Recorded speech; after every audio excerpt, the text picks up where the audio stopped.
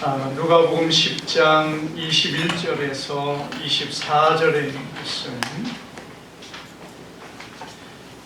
누가복음 10장 21절에서 24절에 있는 말씀입니다.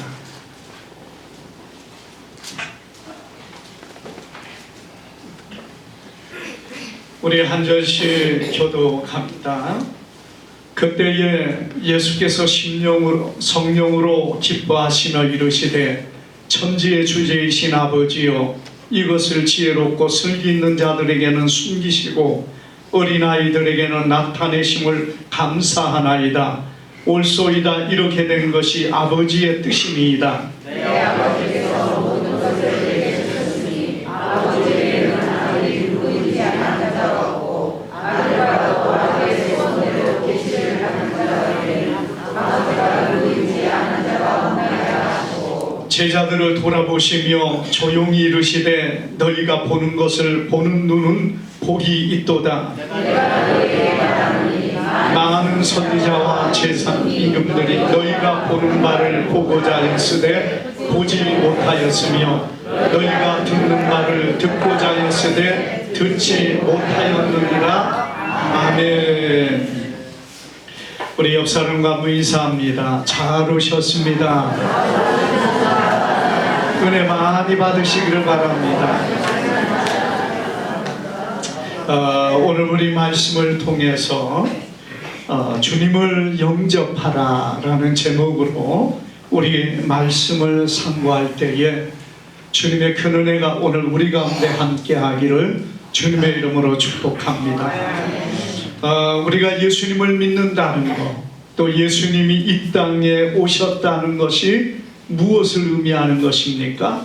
왜 예수님이 이 땅에 오셔서 우리를 위하여 가장 낮고 천한 그 마구간, 여러분 마구간은 무슨 생각이 납니까? 온갖 더러운 냄새와 그리고 벌레들이 들어있는 그곳, 바로 그런 곳으로 전능하신 하나님, 성자 하나님이 육을 입고 이 땅에 오셨다는 것입니다. 그것도 뭐 거대한 모습, 뭐 영광된 모습, 그런 모습이 아닌 가장 미약하고 연약하여 아무것도 할 수 없는 것처럼 보이는 어린 아기로 이 땅에 태어나셨던 겁니다. 그런데 왜 이렇게 이 땅에 오셨습니까? 예수님이 이 땅에 오신 것은 예수님은 우리에게 영생을, 생명을 주기 위하여 오셨다. 성경이 이렇게 말씀하고 있습니다. 예수님이 이 땅에 오신 것은 우리에게 생명을 주기 위해 오셨다는 거예요. 여러분, 생명이 뭐예요? 우리의 목숨입니다.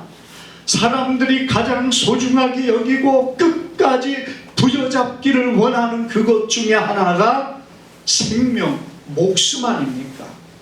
그런데 여러분, 이 땅에 있는 이 목숨, 그게 중요한 게 아니고, 여러분, 우리 주님이 우리에게 주기를 원하는 생명은 영원토록 살 수 있는 영생을 말하는 것임을 믿으시기를 바랍니다. 여러분, 영생이 얼마나 깁니까? 얼마나 놀라운 것입니까? 얼마나 보배로운 것입니까? 우리가, 여러분, 바닷가에 모래가 많이 있죠? 몇 개나 될까요? 바닷가에 모래를 셀 수가 있습니까? 아무도 셀 수 없을 거예요. 우리 사람의 생명, 여러분들이 오래 산다고 하면 80이고 더 오래 사면 90, 100은 산다고 해도, 여러분, 바닷가의 모래로 영생을 말한다면은 그 중에 우리의 한 생명은 하늘의 모래 같은 생명이라는 얘기입니다. 우리가, 여러분, 영생과 지금 우리가 이 땅에 살고 있는 생명의 비교라면은, 여러분, 이 땅에 있는 모든 바닷가의 모래들의 숫자와 하늘의 알갱이의 모래와 비교할 수 있을 정도의 가치가, 그리고 그 수가 여러분 이렇게 놀라운 것이 영생이라고 생각한다면, 오늘 여러분 우리가 이 땅에서 영생을 얻는다는 그것보다 소중한 것이 어디에 있겠습니까? 여러분, 우리는 설마 그러랴, 그런 게 어디 있어?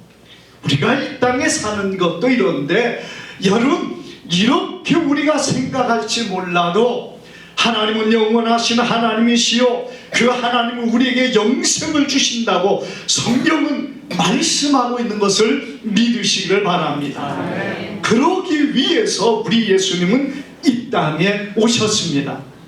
그래서 누구든지 영접하는 자, 그 이름을 믿는 자에게 하나님의 자녀가 되게 하시고 하나님의 생명이 그 속에 살아서 영원히 죽지 아니하는 하나님의 자녀로 살게 하시는 것을 성경은 말씀하고 있는 거예요. 그런데 그걸 위해서 무엇을 해야 됩니까? 그냥 예수님이 이 땅에 오셨으니까 누구든지 그냥 다 영생을 얻느냐? 천만에요. 누구든지 영접하는 자만이 예수님을 통하여 영생을 얻는다는 것이에요.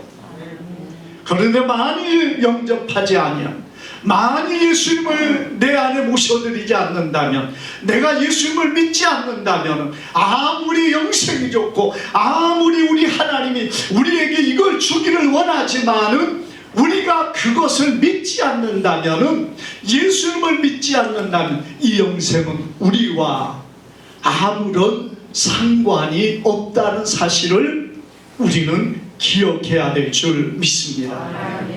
우리는 여러분 예수님을 영접하는 일이 얼마나 복된 것인지 우리 성경은 우리에게 말씀하고 있어요. 우리 예수님께서 이 본문 속에 보면은 제자들을 보시면서 이렇게 말씀합니다.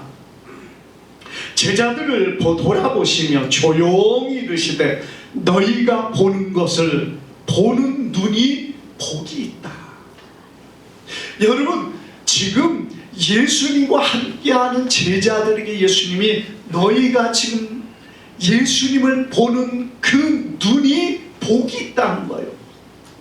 오늘 사랑하는 여러분, 여러분들이 오늘 이곳에서 예배 드리는 것이 복이 있는 것을 믿으시기를 바랍니다.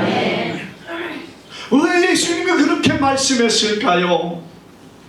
너희 이전에 많은 선지자와 왕들이 너희가 보고자 하는 것을 보고자 했지만은 보지 못했다는 거예요. 수많은 선지자들이, 수많은 믿음의 구약의 성도들이 이 땅에 예수님이 언제 오실까? 예수님을 좀 봤으면 좋겠다.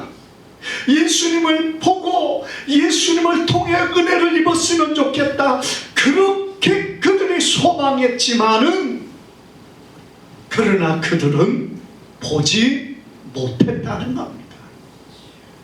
그러니 예수님을 보는 바 그들의 눈이 얼마나 복이 있는가를 여러분 예수님은 그렇게 말씀하고 있다는 겁니다. 그런데 왜 여러분 그들을 향하여 너희의 보는 바가 복이 있다는 것입니까? 예수님을 영접하고 예수님의 제자가 되었기 때문에 복이 있는 거예요. 사실 예수님을 눈으로 봤다고 해서 다 복이 있는 게 아닙니다. 우리가 이스라엘 백성들이 예수님을 보기는 보았지만은 믿지 못하는 사람이 태반이었고, 우리가 예수님을 만나기는 만났지만은 예수님을 알지 못했고 믿지 못함으로 예수님을 버린 사람들이 이스라엘 사람들이었다는 것입니다. 여러분, 왜 그들이 예수님을 영접하지 못했습니까? 사실 여러분, 예수님은 우리가 성경에 보면 복음서 예수님은 계속 어떤 예수님이라고 표현하고 있습니까? 나사렛 예수라고 표현을 하고 있습니다. 여러분, 이 나사렛 예수라는 이름이 왜 붙습니까? 나사렛에 살고 있었던 예수라는 말이에요.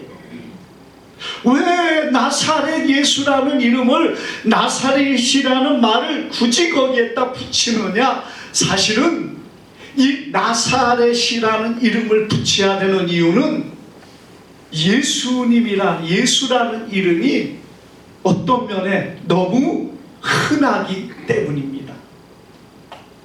우리가 당시 여러분 예수라는 그 이름 자체는 뭐냐? 여호수아라는 말이에요. 히브리어로 여호수아라는 말인데, 이 여호수아라는 이름은 유대인들이 굉장히 선호하는 흔한 이름들입니다. 그렇기 때문에 여러분 당시에 어떤 사람을 부를 때 이 사람들, 이스라엘 사람들은 조상의 이름들을 많이 가져다가 자녀들에게 붙였어요. 그래서 여러분 예수님께서 베드로를 부르실 때 어떤 때는 뭐라고 부르는지 압니까? 바요나 시모나 이렇게 불렀어요. 바요나라는, 바는 아들이라는 뜻이고 요나의 아들 시모나, 이렇게 베드로를 불렀습니다. 여러분 또 기억하시면은 바디메오라는 사람이 있죠. 어떤 사람이었죠? 소경이었습니다. 여리고에 앉아 있었던 소경인데, 바디메오를 향해서, 왜 바디메오? 바라는 것이 앞에 붙일 때는 아들이라는 뜻이거든요. 디메오의 아들. 그러니까 사실 그 사람은 이름도 불리지도 않았던 사람이에요. 그 한 사람의 이름이 그 지역을 통해서, 혹은 여러분 그 사람의 부모를 통해서 이름을 같이 불러야 그 사람을 아는 거요. 똑같은 예수님인데 예수라는 이름이 수없이 많은데 이 사람은 누구를 불러야 됩니까? 나사렛에 있던 예수라는 얘기예요. 그래서 우리가 성경의 역사에 많은 사람들이 예수님에 대한 이야기들을 참 많이 하죠. 예루살렘에서 예수라는 이름의 무덤이 100개 이상이 발견이 되었다는 거예요. 그러면서 예수님이 뭐 어디 부활이 어디 있냐, 그러면서 예수라는 이름이 이렇게 많다. 또 어떤 사람은 그런 얘기를 합니다. 저 예수라는 사람이 인도에 가서 그 불교를 배우고 인도에서 그 불교의 수행을 했다는 거예요. 그게 뭐 기록이 되었다느니 어떻다느니 그런 이야기들 참 많이 합니다. 여러분 이것은 무엇을 말합니까? 바로 예수라는 이름, 여호수아라는 사람이 이스라엘 중에 포로로 끌려가서 혹시 그 중에 그렇게 살았던 사람도 있었다는 거예요. 그리고 또 어떤 사람은요, 여러분 예수라는 사람 보니까 뭐 결혼을 해가지고 자손을 낳아가지고 유럽에서 어디에서 살았다더라, 이런 이야기들이 떠돕니다. 그건 여러분 너무나 그걸 몰라서 하는 소리예요. 왜?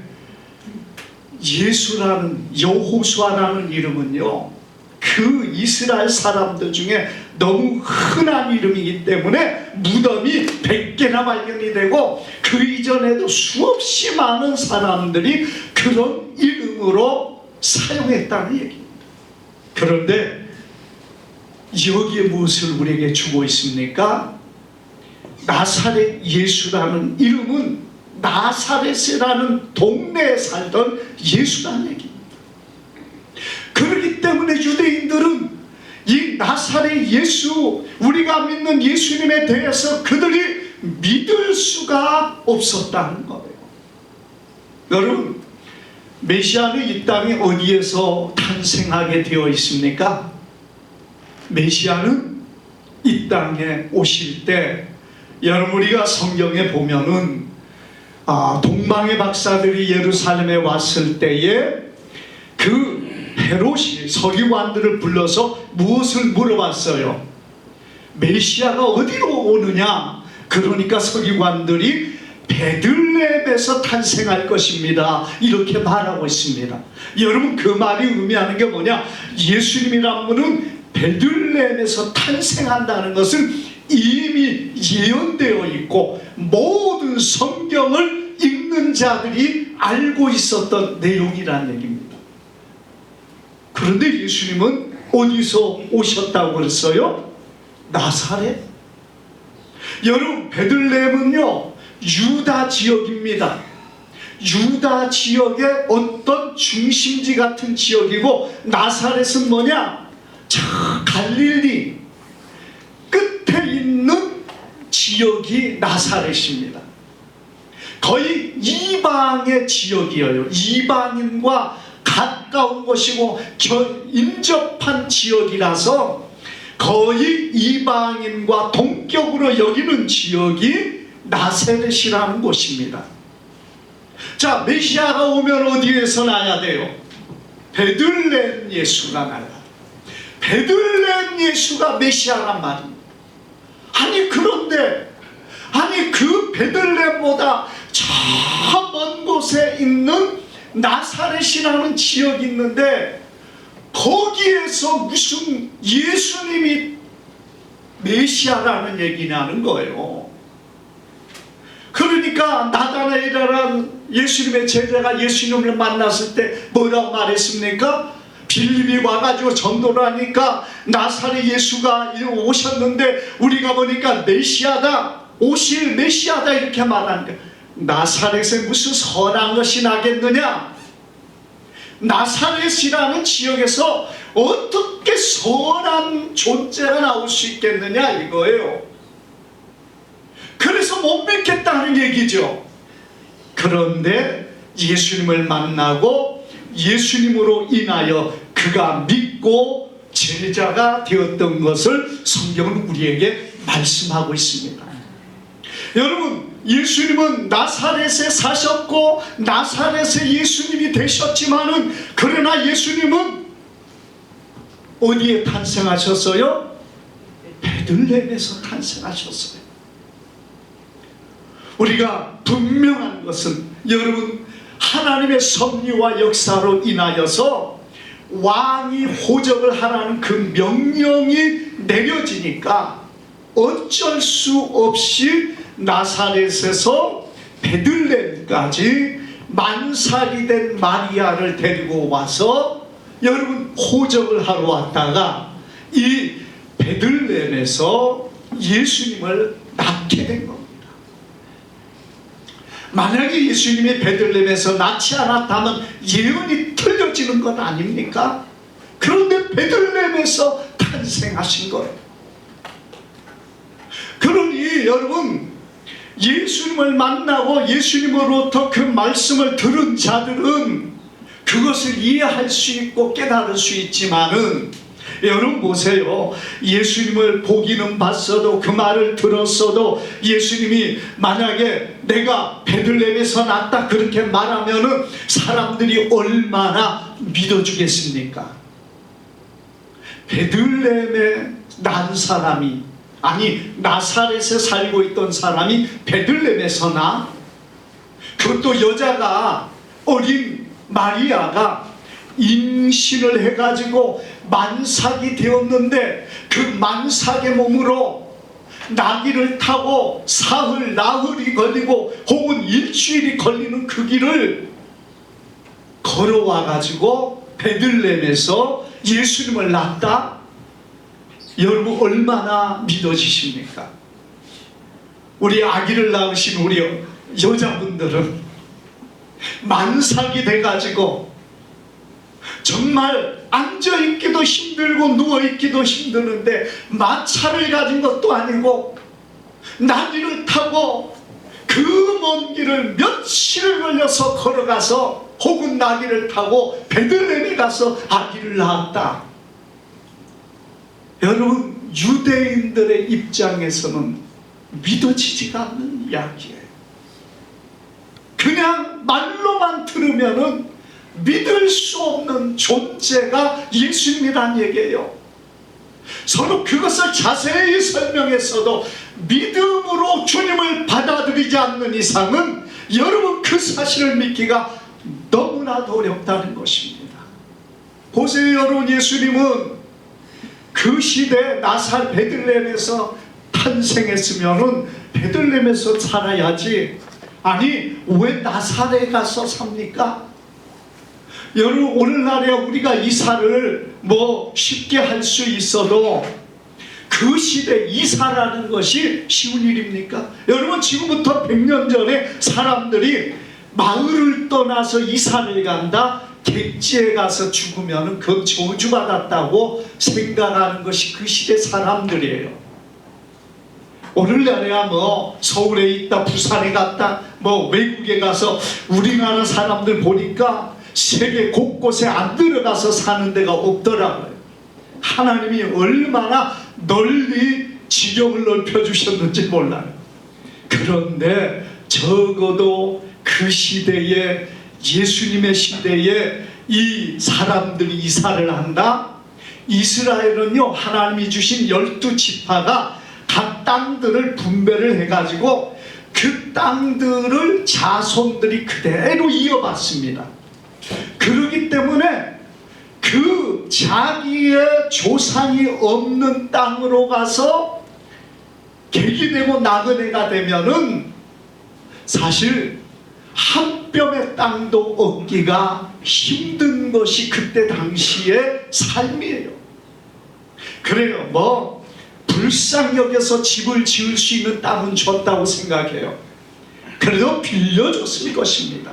그 다음에는 여러분, 그곳에서 농사를 할 만한 거, 뭔가를 할 만한 거 아무것도 없습니다. 그러니 예수님의 아버지라는 요셉은 뭐였습니까? 목수였어요. 목수. 우리가요, 목동 혹은 뭐 양을 치는 사람이라면은 자기 양이 있으면은 양을 키워서 뭐 고기를 먹고 젖도 먹고 그 다음에 여러분 털을 가지고 그가 자기의 생활을 한다면은 그건 괜찮은 일이에요. 그런데 보세요, 여러분, 양의 그 털을 통해서 자기의 어떤 삶을 사는 것도 아니고 목수라는 것이 뭡니까? 지금이야 직업의 기천이 없지만은 예수님의 시대는요, 직업의 기천이 분명히 있습니다. 목수는요, 노가다 하는 사람 아닙니까? 남의 불리움을 받아서 쓰임을 받는 사람이에요. 데려다가 이것 좀 해달라, 저것 좀 해달라 하는 그 쓰임을 받는 사람이 목수라는 얘기입니다. 물론 여러 가지 면에 그런 직업들도 많이 있지만은요, 여러분, 목수가 자랑할 만한 직업은 아니란 얘기예요. 다윗의 자손으로 오는 메시아, 여러분, 이스라엘의 왕으로 오시는 메시아가 그 다윗의 자손 하면은 하나님의 복을 제일 많이 받은 지파입니다. 그리고 하나님을 잘 경외하는 메시아가 이 땅에 온다면은 적어도 그 부모나 조상들이 잘 사는 부유한 자 정도는 될 수 있다는 얘기예요. 그런데 남의 쓰임을 받고 남의 부림을 받고 여기 와서 이것 좀 해주시오, 저것 좀 해달라고 말하며 마치 종과 같은 모습으로 이리 오라 저리 가라 해가지고 여러분 사람들에게 부림을 받는 일이 목수인데, 그러한 일을 하는 목수의 아들이면서 목수이신 예수님이 이 땅의 왕으로 메시아로 오신 분이다 이렇게 말할 때에 과연 이스라엘 사람들이 얼마나 예수님을 믿고 예수님을 신뢰할 수 있겠느냐는 것이에요. 오늘 사랑하는 여러분, 그러기 때문에 이스라엘 백성들이 이성으로 지성을 가지고 예수님을 믿고자 하는 자들은 아직도 예수님을 만나지 못하고 믿지 못하고 있다는 사실을 여러분 기억해야 됩니다. 이스라엘이 아직도 예수님을 믿지 못하는 이유가 거기에 있는 거예요. 나사렛에서, 그리고 가장 천한 목자의 직업을 가지고 가난하고 아무것도 없는, 더군다나 요셉이 일찍 죽었으니까 여러분 남은 가족을 부양하는 예수님의 삶이 얼마나 곤고하고 힘든 모습을 살았겠는가. 막 부유한 그런 모습이 아니었다는 얘기예요.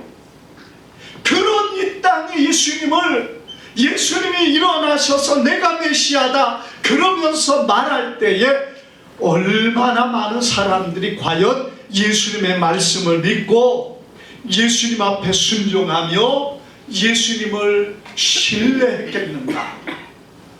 지금도 못하고 있다는 사실이에요. 지금도 이스라엘 사람들은 예수님을 안 믿습니다.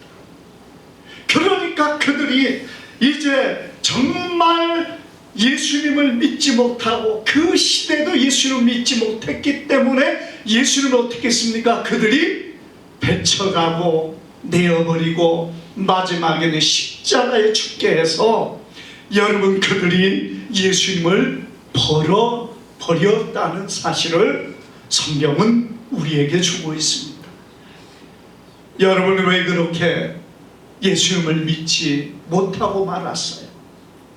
물론 이런 여러 가지 많은 조건들이 있지만은 첫째는 우리 하나님께서 그들에게 그들의 마음의 계시를 주지 않았다고 오늘 이 본문은 우리에게 말씀하고 있습니다.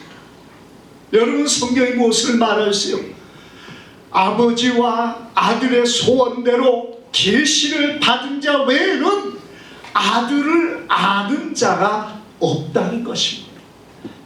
사랑하는 여러분, 우리가 복 있는 것은 무엇 때문입니까? 우리가 예수님 앞에 이룰 수 있었다는 것은 내 의지요, 내 생각과 내 지식이 아니라 어떤 면에는 우리가 알지 못하는 성령께서 우리 안에 역사하셔서 우리를 주님 안에, 오늘 주님 안에 이르게 하신 것을 믿으시기를 바랍니다. 오늘 우리가 이 말씀 가운데 보는 것처럼 여러분, 너희가 보는 것, 보는 눈이 복이 있다고 하는 이유는 그들이 예수님을 믿음으로 바라보고 예수님을 보았다는 그것 자체가 얼마나 복이 있는가. 오늘 여러분들이 이 악한 시대에 세상에 많은 것들이 있고 세상에 불신의 많은 조건들이 있음에도 불구하고 우리 양국 소망교회를 찾고 예수님을 믿고자 하는 그 마음에 간절한 마음을 가지고 이 자리에 오셨다는 사실은 무엇을 보여주냐? 성경에 보니까 우리에게 계시를 열어주셨다는 거예요. 여러분, 계시를 열어줬다는 얘기는, 계시를 받게 하셨다는 것은 우리의 마음을 열어 예수님을 알게 하셨다는 겁니다. 물론 여러분, 지금 우리가 다 알지 못할지 몰라도 우리 안에 주님을 알기를 원하고 믿기를 원하는 그 마음을 우리에게 주신 이 시가 하나님이심을 믿으시기를 바랍니다. 주님이 이 은혜를 주지 않으면은 이스라엘 사람이라도, 아니 그 어떤 사람이라도 예수님을 온전히 믿을 수 없다는 사실은 성경은 우리에게 보여주고 있다는 것입니다. 여러분, 우리 하나님께서 우리에게 이걸 열어주실 때 비로소 우리는 주님을 알 수 있습니다. 세상은 주님에 대해서 수없는 말들을 합니다. 주님을 믿지 못한 말들을 하고 있습니다. 부정합니다. 외면합니다. 세상에 어디 예수가 있냐? 세상에 어디 하나님의 나라가 있고 천국이 있느냐. 앞으로는 갈수록 이러한 일들이 더 많아질 것입니다. 사랑하는 여러분, 우리가 하나님의 나라를 소망하며 믿음으로 서야 됩니다. 여러분, 주님이 우리에게 알려주시고 가르쳐주신 그 말씀을 따라서 우리는 주님을 배워 나가야 됩니다. 그래서 더 깊이 예수님을 알아야 돼요. 주님이 우리의 눈을 열어주셨어요. 우리의 마음을 열어주셨어요. 이제는 무엇을 해야 됩니까? 주님이 하신 일을 보고 주님을 믿어야 합니다. 여러분, 우리 예수님이 제자들과 그리고 이스라엘 땅에 오셔서 무엇을 하셨습니까? 예수님이 여러분 행하신 일들이 뭐예요? 예수님은 모든 일을 하나님의 영광을 위하여 일했습니다. 이게 여러분 중요한 예수님과 사람들과의 차이란 얘기예요. 그래서 예수님께서는 내가 너희에게 내 이름으로 왔지만 다른 사람은 자기 이름으로 오는데도 영접하리라 이렇게 말씀하고 있어요. 여러분, 이 말은 무엇이냐? 사람들은 자기의 이름으로 온다는 것입니다. 그래서 여러분, 적그리스도가 이 땅에 오면은 자기의 이름을 가지고 와요. 자기 이름을 내세웁니다. 우리가 지금까지 있었던 이단들, 거짓된 자들 보면은 다 자기 이름을 가지고 영광을 받습니다. 신천지 이만희도 자기 이름을 막 높이고 자기 이름에 뭐 뜻풀이를 해가면서 자기가 메시아다, 여러분 이런 말들을 하고 온갖 말들을 이단들은 그렇게 말합니다. 그래서 자기의 이름으로 온다는 얘기예요. 자기의 영광을 구합니다. 그런데 우리 예수님은 한 번도 자기의 영광을 위해서 일하지 않았고 말씀하지 않았습니다. 물론 예수님이 그런 말씀도 했어요. 내가 내 영광을 구하는 것도 예수님은 아무런 잘못이 없다는 것을 말하고 있습니다. 그것도 합당하다고 하셨어요. 그러나 모든 일에 하나님의 영광을 위하여 일했다고 말씀하고 있습니다. 사랑하는 여러분, 우리가 정말 주님의 영광을 위하는 사람이 되기를 바랍니다. 우리 예수님은 하나님의 영광을 위하여 일했어요. 근데 사람들은요, 자기들의 이름을 내는 것이 최고가 되어 있어요. 우리 속담에 호랑이는 죽어서 가죽을 남기고 사람은 죽어서 이름을 남겨야 된다는, 이게 여러분 좋은 게 아니에요. 그래서 어디든지 자기 이름을 새기려고 하고 높은 산에 멋있는 바위에 자기의 이름을 새기기 위해서 과거에는 석공들을 불렀다 이름을 새겼답니다. 사실 붓이나 쓰고 글이나 글을 쓰는 사람이 거기에 또 점을 파가지고 이름을 새겼겠어요. 그걸 전문으로 하는 석공들이 있었다는 거예요. 자기 이름을 그렇게 내세우면은 여러분 그게 영광이 되겠습니까? 땅에 사는 사람들이 자기의 이름을 얻기 위하여 온갖 짓을 다 합니다. 우리 믿음의 사람들이요, 교회 안에서도 동일합니다. 자기의 이름 때문에 여러분 행하지 마세요. 내 이름이 드러나야 되고 내가 사람들에게 영광을 받아야 되고 내가 사람들에게 높임을 받아야 되는 그런 마음으로 우리가 하나님 앞에 선다면은 그건 사람의 모습이라는 얘기입니다. 우리 예수님은 오직 하나님 아버지의 영광을 위하여 일했기 때문에 우리가 여러분 예수님이 하나님의 아들이시고 메시아라는 사실은 분명히 그것을 또한 보여주고 있다는 사실입니다. 또한 여러분 예수님이 메시아이심을 분명하게 보여주는 게 무엇이냐? 예수님은 오직 기록된 성경의 말씀을 이루기 위하여 예수님은 행하셨습니다. 요한복음 18장에 여러분 예수님이 십자가에서 마지막 죽으시면서 뭐라고 했습니까? 다 이루었다. 주님 그렇게 말씀하셨어요. 왜 다 이루었다고 하셨습니까? 무엇을 다 이루었다는 겁니까? 약속한 말씀을 다 이루었다는 것입니다.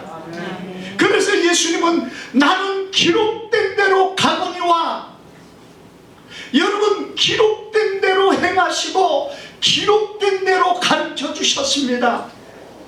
세례 요한이 예수님이 세례를 받으러 오시니까 예수님, 내가 예수님에게 내가 세례를 받아야 되는데 어떻게 주께서 나에게 오십니까 하니까 이걸로 이렇게 해서 의를 이루는 것이 합당하니라 주님 말씀하면서, 여러분 기록된 말씀을 따라 주님께서 참으로 그 세례를 받으시고 의를 이루셨다는 거예요. 주님은 사단이 공격할 때도 기록되었으되 그리고 제자들에게 말씀을 가르쳐 주면서도 기록된 말씀이 너희에게 이루어졌느니라 이렇게 말씀했습니다. 병을 고치고 소경을 치료하고 여러분 깨끗하게 할 때에 세례 요한의 제자들이 와서 물었을 때 너희가 성경에서 어떻게 기록된 것을 보느냐 이렇게 물으시는 거요. 메시아가 오면 무엇을 하느냐? 소경과 그리고 병든 자를 치료하는 그런 이사야서의 예언의 말씀을 예수님은 그들에게 말씀하면서 그 일이 지금 이루어졌다 이렇게 말씀하고 있는 것입니다. 예수님이 행하신 일을 보면은 예수님을 믿을 수 있습니다. 왜? 그분은 말씀대로 말씀을 이루시는 분이었기 때문이라는 것이에요. 외적으로 겉에만 보다가 예수님을 알지 못하고 예수님을 외면해버린 사람들, 그리고 예수님을 영접하지 못한 사람들이 되었습니다. 그러나 오늘 여러분, 우리는 예수님을 영접하기를 바랍니다. 모셔드리기를 바랍니다. 믿기를 바랍니다. 그러면 그에게 영생이 있습니다. 영원토록 그 속에 솟아나는 생수가 있습니다. 영원토록 마르지 않는 생명이 있습니다. 얼마나 보배로운 거예요. 여러분, 뭘 먹어야, 우리가 무엇을 먹고 무엇을 해야 우리가 젊어질 수 있습니까? 우리의 생명을 연장할 수 있습니까? 땅에 사는 육신은 좀 좋은 것 먹어서 병에서 나을 수도 있고 조금 힘을 얻을 수는 있는지 몰라요. 그러나 우리의 생명을 여러분 더할 수 없습니다. 여러분, 오늘 예수님은 우리를 위하여, 우리의 생명을 위하여 오신 분이고, 그분이 우리의 모든 죄와 허물을 사하여 주시고 우리를 하나님의 나라, 영원한 나라로 이끌기 위하여 이 땅에 오셨습니다. 그래서 그 예수님을 내 마음에 모시고 주님과 동행하는 사람이 되면 주님과 함께 영원한 나라에 들어갈 수 있습니다. 그러나 지옥은 뭐라고 했습니까?